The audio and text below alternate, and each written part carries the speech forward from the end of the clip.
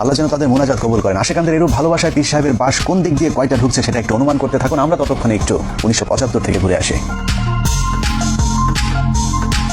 এটা 1975 সালের 15 আগস্ট। বিদেশি সংবাদ মাধ্যমগুলো বলছে পরিবেশ দেখে মনে হচ্ছে এই শহরে যেন তেমন কিছুই ঘটেনি। And this is how Dhaka looks today. The same tanks on the street, soldiers still on guard, and yet it is almost as if nothing had happened. কিন্তু আজকের পরিস্থিতি সম্পূর্ণই ভিন্ন। শেখ মুজিবের নাম ধরে কথা বলাও যেন এখন মহা অপরাধ। কিন্তু সেদিন গোলাবারুদ ছাড়া কামান নিয়ে কর্নেল ফারুক শেখ মুজিবের গোষ্ঠী শুদ্ধ রফা দফা করে দিলেও শেখ মুজিবের এত ভালোবাসার মানুষেরা একজন এগিয়ে আসেনি। কেউ কোনো পদক্ষেপ নিল না। ওই লাশ পড়ে থাকলো 32 নম্বরে। ধরে নিলাম অবস্থা ভয়াবহ খারাপ ছিল, কিন্তু কখনো কি চিন্তা করে দেখেছেন যে দেশে সালমান শাহের মতো একজন চিত্রনায়ক মারা যাবার পর শোকে 7 জন মানুষ আত্মহত্যা করতে পারে? সেই দেশে এমন একজন মুজিব প্রেমীও কি ছিল না, যিনি কিনা মুজিবের ভালোবাসায় অন্তত আত্মহত্যা করতে পারত? আসলে শেখ মুজিবের প্রতি এখনকার আলগা প্রীতি আর তখনকার পরিস্থিতি ছিল সম্পূর্ণ ভিন্ন রকম। একটি মানুষ ছিল না সাহস করে এগিয়ে আসার, একটি মানুষ ছিল না প্রতিবাদ করার। 15 আগস্ট থেকে 16 আগস্ট ওই লাশ পড়েছিল। কেন কেউ এগিয়ে আসেনি সেটাই আজকের অনুসন্ধানের মূল বিষয়। আজকে যারা শেখ হাসিনাকে দেখছেন তাদের অনেকেরই ধারণা শেখ হাসিনা খারাপ হলেও মুজিব খুবই ভালো মানুষ ছিলেন, কিন্তু বাস্তবে শেখ হাসিনা তার পিতার ডুপ্লিকেট কার্বন কপি। দুজনেই পেছনে তেল নিতে পছন্দ করতেন, কিন্তু সমালোচনা সহ্য করতেন না। হাসিনার মতো শেখ মুজিবুর দুর্নীতিবাজ, তেলবাজার, চোর বাটপার নেতাদের কাছে রেখে যোগ্যতা সম্পন্ন সৎ মানুষগুলোকে সরিয়ে দিয়ে নিজের বিপদ নিজেই ডেকে এনেছিলেন।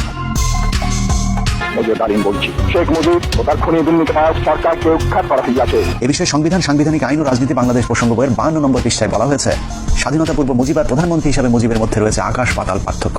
বঙ্গবন্ধু হিসাবে মুজিব ছিলেন চমৎকার, কিন্তু প্রধানমন্ত্রী হিসাবে অত্যন্ত দুর্বল। সেই সরকার অনেক ভুল করেছে এবং সেটা আমাদের অর্থনীতিতে ভীষণভাবে আঘাত করে। বইটির 161 নম্বর পৃষ্ঠায় বলা হয়েছে, মুজিব সারা জীবন গণতন্ত্রের জন্য সংগ্রাম করেছেন, কিন্তু ক্ষমতায় যাবার পর তিনি গণতন্ত্রকে প্রাতিষ্ঠানিক রূপ দিতে চাননি। এভাবে স্বাধীনতা পূর্ব বঙ্গবন্ধু আর স্বাধীনতা পরবর্তী স্বৈরাচার মুজিবের মাঝে বিস্তর ফারাক দেখা যায়। The Awami League cadres were armed and the opposition political movement were harassed officers. Sheikh Mujib প্রসঙ্গে সেক্টর কমান্ডার মেজর জলিল তার অরক্ষিত স্বাধীনতায় পরাধীনতা বইয়ের 35 নম্বর পৃষ্ঠায় লিখেছেন, মুক্তিযুদ্ধের জনক হিসেবে পরিচিত মুজিব মুক্তিযুদ্ধের চেতনায় পুরোপুরি বিশ্বাসী ছিলেন না বলেই মুক্তিযুদ্ধের পর তার মধ্যে পরিলক্ষিত হয় মারাত্মক দ্বন্দ্ব আর অস্থিরতা, যে কারণে তিনি কখনো রাষ্ট্রপতি আবার কখনো প্রধানমন্ত্রী হয়েছেন। মুক্তিযুদ্ধ শেষ হবার পর দেশে ফিরে শেখ মুজিবের মাথায় কিভাবে ক্ষমতাকে কুক্ষিগত করা যায় সেই চিন্তায় ঘুরপাক খাচ্ছিল, যে কারণে মুজিবনগর সরকারের সিদ্ধান্ত অনুযায়ী শেখ মুজিব রাষ্ট্রপতি। তবে তার অনুপস্থিতিতে সৈয়দ নজরুল ইসলামকে সরিয়ে তার রাষ্ট্রপতি হবার কথা, কিন্তু শেখ মুজিব রাষ্ট্রপতি না হয়ে প্রধানমন্ত্রী হতে চাইলেন, কারণ প্রধানমন্ত্রীর ক্ষমতা রাষ্ট্রপতির চাইতেও বেশি।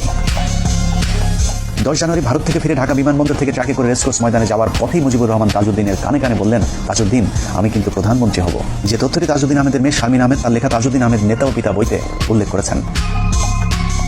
যে কথা সেই কাজ। মুজিবনগর সরকার অস্থায়ী সংবিধান বাতিল করে 11 তারিখে নতুন সংবিধান আদেশ জারির পর 12 তারিখে তাজউদ্দিনকে সরিয়ে প্রধানমন্ত্রীর চেয়ারে বসেন শেখ মুজিব।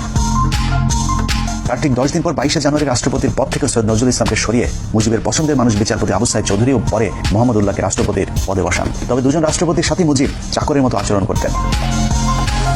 সংবিধান, সাংবিধানিক আইন ও রাজনীতি বাংলাদেশ প্রসঙ্গ বইয়ের 47 নম্বর পৃষ্ঠায় বলা হয়েছে, 72 থেকে 75 শেখ মুজিব প্রধানমন্ত্রী থাকাকালীন দুজন রাষ্ট্রপতির একজনকেও তিনি পাত্তা দিতেন না। মুজিবের অগণতান্ত্রিক ও অসাংবিধানিক কাজের বিরুদ্ধে কথা বলার সাহস ছিল না তাদের। একই পৃষ্ঠায় বলা হয়েছে, মুজিব আর ক্যাবিনেট সদস্যদের সম্পর্ক ছিল প্রভু আর ভিত্তির মতো। ক্ষমতা পেয়ে বদলে যাওয়া মুজিবের একনায়কতন্ত্রের বিরুদ্ধে যে যখন প্রতিবাদ করেছে তাকেই তিনি তখন শায়েস্তা করেছেন। স্বাধীনতার দলিলপত্রের প্রথম খণ্ডে শেখ মুজিবের মাস্তানির এক ভয়ঙ্কর বর্ণনা তুলে ধরা হয়েছে, যেখানে বলা হয়েছে 1972 সালের 11 এপ্রিলকে মোবাইদুর রহমান সংসদে বলেন, এই পরিষদ যদি সার্বভৌম না হয় তাহলে মন্ত্রিসভার ক্ষমতার উৎস কোথায়? মাননীয় স্পিকার, আমার দাবি অবিলম্বে এই গণপরিষদকে স্বাধীন বাংলাদেশের পার্লামেন্ট হিসেবে ঘোষণা করা হোক। এ কথা বলার সময় তাকে বারবার থামিয়ে দিচ্ছিলেন মুজিবের তেলবাজ স্পিকার আব্দুল মালিক উকিল। স্পিকার কোনোভাবেই কে মোবাইদুরকে থামাতে না পারলে শেখ মুজিব স্পিকারকে বলেন, মেম্বারদের একটা বিষয়ে হুঁশিয়ার করতে চাই, স্পিকার যখন কথা বলেন তখন আর কারো কোনো কথা বলার অধিকার নাই, বললে তাকে পরিষদ থেকে বের করে দিতে পারেন। অথচ সংসদের ভেতরে স্পিকারকে প্রধানমন্ত্রী এ ধরনের আদেশ নির্দেশ সম্পূর্ণভাবে বেআইনি। শেখ মুজিবের স্বৈরতন্ত্রের বিরুদ্ধে আরো অনেকে কথা বলা শুরু করলে বিক্ষুব্ধ গণপরিষদ সদস্যদের শায়েস্তা করবার জন্য শেখ মুজিব ভয়ঙ্কর এক অদ্ভুত আইন তৈরি করেন, যার নাম গণপরিষদ সদস্য পদ বাতিল আদেশ। জনগণের দ্বারা নির্বাচিত প্রতিনিধিদের বিরুদ্ধে এ ধরনের আইন আজও পর্যন্ত পৃথিবীতে বিরল। এই আইনের মাধ্যমে শেখ মুজিব যখন যাকে ইচ্ছে হয়েছে গণপরিষদ সদস্যের পদ থেকে বহিষ্কার করেছেন। আইনটি পাশের মাত্র 3 মাসের মধ্যে 46 জন এমপিকে বরখাস্ত করেন একনায়ক মুজিব। একের পর এক শেখ মুজিবের স্বৈরতান্ত্রিক আইন পাশের বিরুদ্ধে তৎকালীন তরুণ parliament member barrister Amirul Islam Sheikh মুজিবকে বলেন, আপনি একা এই ধরনের আইন তৈরি করতে পারেন না, কোনো আইন তৈরি করতে হলে অবশ্যই আইন পরিষদের অনুমতি নিতে হবে। এতে ক্ষিপ্ত হয়ে মুজিব আমিরুল ইসলামকে বলেন, তুমি একজন অদক্ষ যুবক, তুমি দেশ পরিচালনার কি জ্ঞান রাখো? একই পৃষ্ঠায় বলা হয়েছে, মুজিব জরুরি অবস্থার ভয় দেখিয়ে বলেন, আমি চাইলে 3 বছরের জন্য কোনো কথা হবে না, কোনো সমালোচনা সহ্য করা হবে না, কোনো গণতন্ত্র চলবে না। যে কারণে বইটির 161 নম্বর পৃষ্ঠায় শেখ মুজিবকে মাতাল মদখোর ড্রাইভারের সাথে তুলনা করা হয়েছে। বিখ্যাত ইতিহাসবিদ ব্যারিস্টার আব্দুল হালিম তার বইতে লিখেছেন, মুজিব ছিল প্রাতিষ্ঠানিক শিক্ষাহীন নেতা, গণতন্ত্রে অশিক্ষিত মূর্খ নেতা হলো মাতাল ড্রাইভারের মতো। শেখ মুজিবের করুণ পরিণতির জন্য যে আইনটি নিয়ামক হিসাবে ভূমিকা পালন করেছে তা হলো রক্ষী বাহিনী অ্যাক্ট। 1972 সালের 8 ফেব্রুয়ারি ভয়ঙ্কর জাতীয় রক্ষী বাহিনী আইন পাশের মাধ্যমেই সেনাবাহিনীকে খেপিয়ে তুলেছিলেন Mujib. State apparatus and physical force.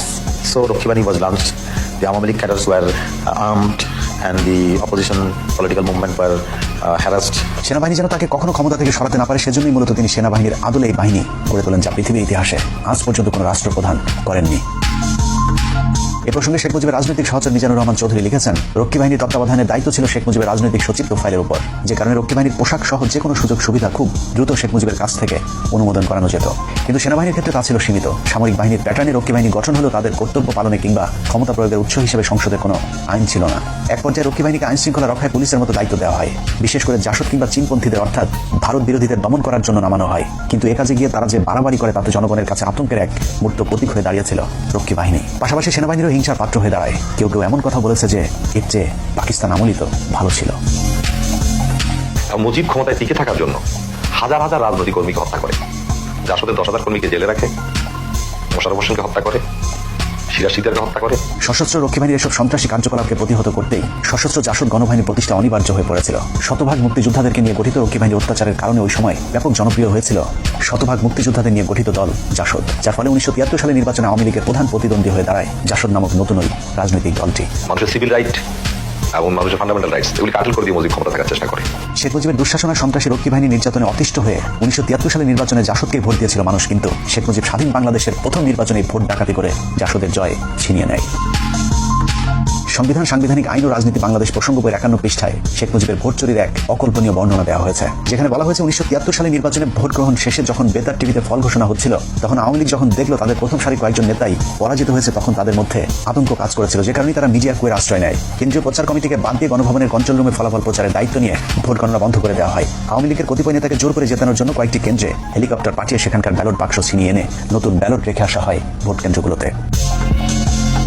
সর্ববৃহৎ ভোট পেয়ে আমার বাবা পুরো বাংলাদেশের মধ্যে সর্ববৃহৎ ভোট পেয়ে এমপি হয়েছিল এবং বিবিসি থেকে ডিক্লেয়ার দিয়েছিল। কিন্তু শেখ মুজিব উঠে সহ্য করতে না পারে আমার বাবার বিরুদ্ধে যে দাঁড়িয়েছিল এমপির দিক, ও মাত্র 10,000 ভোট পাইছিল, আমার বাবা পেয়েছিল 90,000 ভোট। তারপর ওকে ডিক্লেয়ার দিছে, আমার বাবাকে বল প্রয়োগ করে এবং আমার বাবাকে বাড়ির মধ্যে ঘেরাও রেখে এই কাজটা করা হয়েছিল। ভোট ডাকাতির মতো 1973 সালের নির্বাচনে শেখ মুজিবই প্রথম বিরোধী প্রার্থীকে গুম করার নজির স্থাপন করেন। 73 নির্বাচনে শেখ মুজিব 4টি আসনে মনোনয়ন জমা দেন। এর মধ্যে ভোলার জাসদ নেতা ডাক্তার আজহারউদ্দিন ছিলেন শেখ মুজিবের শক্তিশালী প্রতিদ্বন্দ্বী, যে কারণে মুজিব তাকে মনোনয়নপত্র জমার দিনই অপহরণ করে ওই আসনে বিনা প্রতিদ্বন্দ্বিতায় জয়লাভ করেন। ওই সময় গণকণ্ঠ পত্রিকাটি ব্যাপক জনপ্রিয় এবং সরকারের সমালোচক ছিল, যে কারণে পত্রিকাটির নির্বাহী সম্পাদক আফতাব উদ্দিনকে জোর করে গাড়িতে তুলে চোখ বেঁধে নিয়ে যায়। তাদের বিরুদ্ধে কোনো কথা পত্রিকায় লেখা যাবে না শর্তে রাত 9টার দিকে তাকে ছেড়ে দেওয়া হয়, যে তথ্যটি জাসদের উত্থান পতন অস্থির সময় রাজনীতি বইয়ের 98 পৃষ্ঠায় উল্লেখ করা হয়েছে। জাতীয় নির্বাচনের মতো সব নির্বাচনী ভোট চুরিতে জড়িত ছিল মুজিব ও তার পরিবার। ডাকসু নির্বাচনে জাতীয় সমাজতান্ত্রিক দলের সমর্থিত পরিষদের কাছে মুজিব সমর্থিত পরিষদ পরাজিত হতে পারে এমন খবরে শেখ মুজিবের বখাটে পুত্র শেখ কামাল ডাকসুর ব্যালট বাক্স ছিনতাই করেন। প্রতিপক্ষরা মিছিল নিয়ে বের হলে শেখ কামাল সেখানে অস্ত্র হাতে দাঁড়িয়েছিলেন, যে তথ্যটি বইয়ের 106 নম্বর পাতায় বলা হয়েছে। শেখ কামাল যে রাতে ব্যাংক ডাকাতি করতে গিয়ে গুলিবিদ্ধ হয়েছিল, সেদিনও শেখ মুজিব বলেছিলেন শেখ কামালকে তিনি হাসপাতালে দেখতে যাবেন না, কিন্তু ওই সময় পুলিশের আইজিপি তার এক ডায়েরিতে উল্লেখ করেছেন 2 দিন পর শেখ মুজিব তাকে ঠিকই হাসপাতালে দেখতে গিয়েছিলেন। যদিও শেখ হাসিনা ইদানিং ব্যাংক ডাকাতির ঘটনাটিকে ষড়যন্ত্র বলে দাবি করে থাকেন। কামালকে তো ব্যাংক ডাকাতি বানালো, মিথ্যা অপপ্রচার কিভাবে দিয়েছিল? শেখ কামালের এসব সন্ত্রাসী কার্যকলাপকে মুজিব কতটা প্রশ্রয় দিতেন তার বর্ণনা দেওয়া হয়েছে বইটির 106 নম্বর পাতায়। বলা হয়েছে, ঢাকা বিশ্ববিদ্যালয়ের ইতিহাসে এটি ছিল কলঙ্কজনক একটি দিন। একটি বিশ্ববিদ্যালয়ের ছাত্র সংসদ নির্বাচন সরকার বিরোধী ছাত্র সংগঠন জিতে যাবে, এটা মেনে নেওয়ার মতো উদারতা আওয়ামী লীগ সরকারের ছিল না। ঢাকা বিশ্ববিদ্যালয়ে তখন শেখ মুজিব একজন সমুচা মার্কা উপাচার্য নিয়োগ দিয়েছিলেন, যার নাম অধ্যাপক মুজাফফর আহমদ চৌধুরী। তার কাছে সাধারণ ছাত্ররা ভোট ডাকাতির বিষয়টির বিচার নিয়ে গেলে তিনি কোনো ব্যবস্থা নিতে অপারগতা জানান। এর পুরস্কার হিসেবে কিছুদিনের মধ্যে মুজাফফরকে শেখ মুজিব টেকনোক্রেট মন্ত্রী হিসেবে শিক্ষা মন্ত্রণালয়ের দায়িত্ব দিয়েছিলেন। মুখে বড় বড় কথা বলার ভেতরে দুর্নীতিবাজদেরকে প্রশ্রয় দেওয়া, এটাই ছিল শেখ মুজিব। এভাবে ভোট চুরির মাধ্যমে ক্ষমতায় আসার পর আওয়ামী এমপিরা লাগামহীন দুর্নীতির মাধ্যমে দেশকে দুর্ভিক্ষের দিকে ঠেলে দেয়, যে কারণে 1974 সালে দেশে ভয়াবহ দুর্ভিক্ষ দেখা দেয়। তবে আওয়ামী লীগের লোকেরা তখনও ঠিক এখনকার মন্ত্রীদের মতো বেহেস্তে ছিলেন। বাস্তবে দোজকে থাকা মানুষদেরকে তখনও বেহেস্তে আসে বলতে বাধ্য করা হতো। দুর্ভিক্ষ নিয়ে সরকারের সমালোচনা করলেই চলতো তার উপর নির্যাতন। ভাগ্যে হারামজাদা, তা না হলে মানচিত্র খাবো। আলোচিত কবি রফিক আজাদ শেখ মুজিবকে উদ্দেশ্য করে ভাগ্যে হারামজাদা কবিতাটি পাঠ করলে তাকে জেলে পাঠিয়ে দেন শেখ মুজিব। ইংল্যান্ডের লোক কষ্টে আছে, অন্যান্য দেশের তুলনা করলে আমরা পাকিস্তানের 37, আমরা তো সুখে আছি। বর্তমানে হাসিনা সরকারের মতোই মুজিব সরকার দেশের দুর্ভিক্ষ নিয়ে মশকরা করতেন। বিদেশি একজন সাংবাদিক মুজিবকে প্রশ্ন করেছিলেন মানুষ খাবার পাচ্ছেন না। জবাবে মুজিব বলেন এই সবই গুজব। আমরা ফ্রিতে মানুষকে খাবার দিচ্ছি বলেই মাত্র 27,000 মানুষ মারা গিয়েছে, তা না হলে কয়েক মিলিয়ন মানুষ মারা যেতে পারত। It seems that many people, perhaps tens of thousands of people, are simply not getting food in this country. It's not correct. Then 27,000 people would have been die. 27,000 মানুষ মারা যাওয়াকে শেখ মুজিব কিছুই মনে করেননি। যে কারণে 1974 সালের দুর্ভিক্ষের পর সারা দেশের মানুষ মুজিব সরকারের বিরুদ্ধে ক্ষোভে ফুঁসে উঠেছিল। শেখ মুজিব তখন বুঝতে পেরেছিলেন দেশে গণতন্ত্র থাকলে বেশি দিন আর ক্ষমতায় থাকা যাবে না। যে কারণে তিনি বলেছিলেন আমাদের যে অবস্থা, আগামী নির্বাচনে আমরা 25-30টির বেশি আসন পাবো না, তখন স্বাধীনতা বিরোধীরা আমাদেরকে কচু কাটা করবে। এই উপলব্ধি থেকে শেখ মুজিব জোর করে ক্ষমতায় থাকতে বাকশাল গঠনের পরিকল্পনা হাতে নেন। আজীবন ক্ষমতায় থাকার এরকম অগণতান্ত্রিক পরিকল্পনার সাথে আওয়ামী লীগ নেতারাও এক হতে পারেননি। কিন্তু যারা বাকশালের বিরোধিতা করেছিল তাদের অবস্থা কতটা দুর্বিষহ হয়েছিল তা ওই সময় বিভিন্ন রাজনীতিবিদদের বক্তব্যে উঠে এসেছে। Mujib Sahab went for Bakshar, which means one leader, one party, one country. Mizanur Rahman Chowdhury তার রাজনীতির তিনকাল বইতে লিখেছেন 1975 সালের 21শে জানুয়ারি সংসদীয় দলের শেষ বৈঠকে শেখ মুজিব বাকশালের পক্ষে কে কে আছে তা জানতে চেয়ে সবাইকে হাত তুলতে বলেন। বেশিরভাগ ভয়ে হাত তুলল মিজানুর রহমান চৌধুরী হাত না তুলে বক্তব্য দেওয়ার জন্য উঠে দাঁড়ালে শেখ মুজিব তাকে উচ্চ স্বরে ধমক দিয়ে বলেন তুই বস, তুই বস। মিজানুর রহমান বসে পড়ার পর তাকে হাত তুলতে বললেও তিনি মুজিবের কথা শুনেননি। এরপর সংসদ থেকে বেরিয়ে বাসায় গিয়ে জানতে পারেন শেখ মুজিব স্বরাষ্ট্রমন্ত্রী মনসুর আহমেদকে নির্দেশ দিয়েছেন মিজানুর রহমানকে কিছুদিন জেলে আটকে রেখে তার মাথা ঠান্ডা করবার জন্য। বাকশালের মাধ্যমে শেখ মুজিবের শেষ পরিণতি ঘটবে এটা সবার আগে বুঝেছিলেন তাজউদ্দিন আহমেদ। তিনি মুজিবকে বলেছিলেন মুজিব ভাই, এজন্যই কি আমরা 24 বছর সংগ্রাম করেছিলাম। দেশ যেভাবে চলছে আপনি থাকবেন না, আমরাও থাকবো না। এদেশ চলে যাবে রাজাকার আল বদরদের হাতে। ব্যারিস্টার মইনুল পরিকল্পনা করেছিলেন অন্তত 25 জন এমপিকে যদি গোপনে বাকশালের বিরুদ্ধে দাঁড় করানো যায় তাহলে চতুর্থ সংশোধনী পাশ করতে পারবে না। এই পরিকল্পনা শেখ মুজিব জেনে যাবার পর সংসদে ঘোষণা দেন বাকশালের বিরুদ্ধে কোনো এমপি বিরোধিতা করলে তাদেরকে জবাই করে টুকরো টুকরো করে কুকুর দিয়ে খাওয়ানো হবে। এভাবে ক্ষমতার লোভে সংসদ, সংবিধান, আইন, বিচার, শাসন সবকিছুকেই কুক্ষিগত করে দেশকে এক নরকে পরিণত করেছিল শেখ মুজিব। অনেকে একটি যৌক্তিক প্রশ্ন করে থাকেন শেখ মুজিব যদি ভালো না হবে তাহলে পাকিস্তানিরা তাকে এতদিন জেলে কেন রেখেছিলেন। লম্বা সময় জেল খাটলে যদি কেউ জাতির পিতা হয়ে যায় তাহলে পিচ্চি হান্নান কাইল্লা মজিদ কিংবা সুইডেন আসলামকেও আওয়ামী লীগের বাদ থাকা উচিত। কোনো সন্দেহ নেই শেখ মুজিব একজন সাহসী নেতা ছিলেন। যে কারণে বিরোধী দলে থাকাকালীন পাকিস্তানি সরকারের বিরোধিতা করে বারবার তিনি জেলে গিয়েছেন। তার জন্য মানুষের কাছে ভালোবাসার বঙ্গবন্ধু উপাধিও পেয়েছিলেন। কিন্তু সাহস আর সততা এক জিনিস না। পৃথিবীর যত চোর, বাটপার, বদমাইশ, সন্ত্রাসী আছে তারা সকলেই অবশ্যই সাহসী। শেখ মুজিব সাহস দেখিয়েছিলেন কিন্তু ক্ষমতায় যাবার পর তার সততা দেখাতে পারেননি। যদিও মুখে তিনি সবসময় সততার বুলি আওড়াতেন। তুমি যখন শাসন করবা সুহাগ করতে শেখো, তাদের দুঃখের দিনে পাশে দাঁড়িও। প্রতিটা রাজনীতিবিদ এরকম মধুর মধুর কথা বলেন। অপ্রিয় হলেও সত্য এদেশের রাজনীতি মানি নেতাদের লাভজনক ব্যবসা। প্রতিটা রাজনীতিবিদ বিরোধী দলে থাকাকালীন জনগণের অধিকারের কথা বলে, আবার ক্ষমতায় গেলে চুরি করে, ঠিক যেমনটা বিএনপির অনেক নেতা করে দলকে ডুবিয়েছে। এখনো বিএনপির অনেকেই অপেক্ষায় আছেন দল ক্ষমতা এলে আবারও আল্লাহর নাম নিয়ে চুরি শুরু হবে, কিন্তু এখন তারাই আবার আওয়ামী লীগের চুরির বিরুদ্ধে কথা বলে। এটা নামে রাজনীতি, সাহিত্যের ভাষায় যাকে বলা হয় সুযোগ না পেয়ে ভদ্র। শেখ মুজিব যতদিন ক্ষমতা না পেয়েছেন ততদিন সৎ ছিলেন, মানুষের অধিকার নিয়ে কথা বলতেন, কিন্তু ক্ষমতা পেয়েই হয়ে যান বেয়াদব, দুর্নীতিবাজ, স্বৈরশাসক। কাউকে সম্মান করতেন না মুজিব, তার চেয়ে বয়সে বড় মানুষদেরকেও তিনি তুই করে ডাকতেন। ক্ষমতা তাকে এতটা অহংকারী করে তুলেছিল যে বিদেশি গণমাধ্যমের সামনেই কলকিতে সুখ টান দিতেন। এভাবেই প্রধানমন্ত্রীর পদটিকে তিনি কলঙ্কিত করেছিলেন।